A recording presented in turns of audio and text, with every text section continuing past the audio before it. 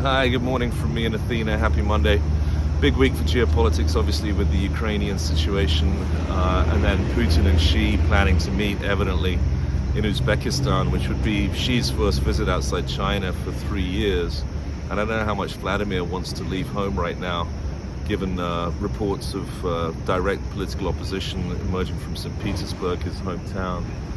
So we'll see, and it underlines the fact that he's taken such an enormous risk here that we may have to see capitulation from Vladimir before winter, because if he rides this thing through winter and Europe pulls it off, which I think it will, he's really screwed himself by essentially trashing Gazprom, really the crown jewel asset, alongside the oil, of course, of Russia.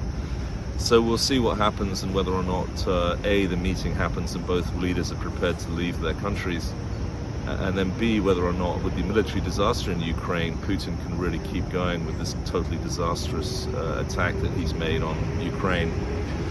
So Russia's a big deal. We're watching that this week. China's a big deal because I'm looking at here over Wall Street. When I came here first in 2004, for the next 4 years, and indeed the next 20 years up to now, China has been the single biggest driver of the global oil market, and its growth in oil demand has now gone negative for the first time since the early 2000s, and that's a very big negative deal for oil.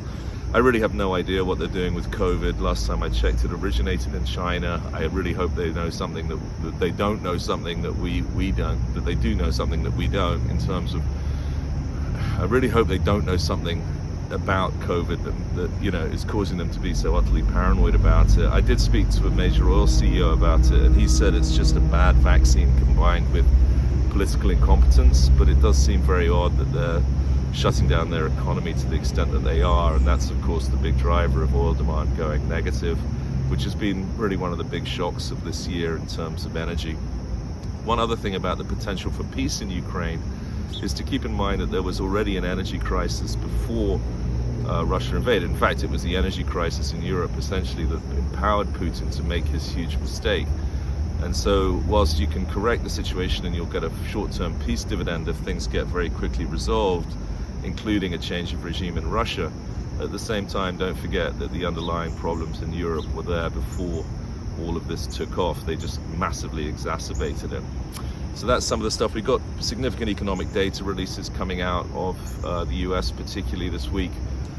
They continue to be, here we continue to be in a cycle of rising interest rates at a time when the economy is very rapidly slowing.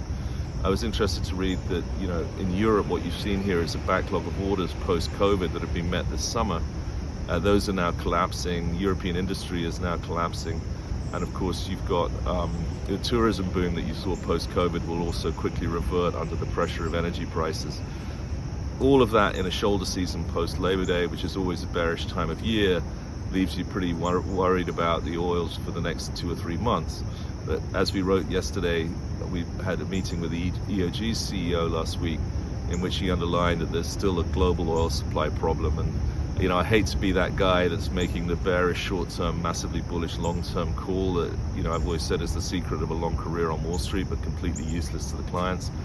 But what can I do? That's the position we're in right now. Have a great week.